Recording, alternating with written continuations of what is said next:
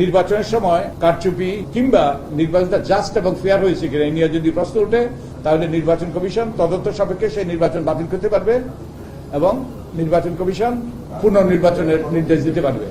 তো এবার এই প্রশ্নগুলো উঠেছে, আপনারা তুলেছেন, আমরাও তুলেছি, কিন্তু নির্বাচন কমিশন তদন্ত করে নাই।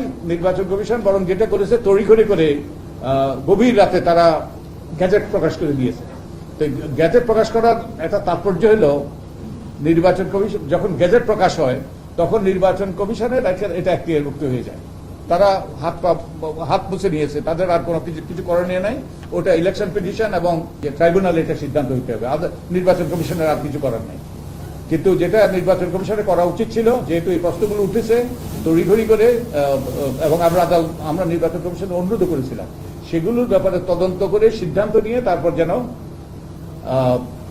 এই যে গেজেট প্রকাশ করেন।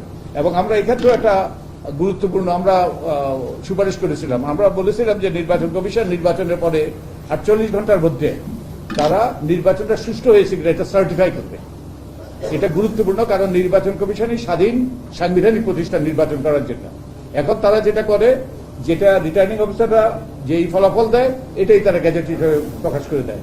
তারা যে গুরুত্বপূর্ণ প্রতিষ্ঠান তারা তাদের সেই দায়িত্বটা পালন করে না, এবং তারা এখন অনেকটা পোস্ট অফিসের মতো ভূমিকা পালন করে।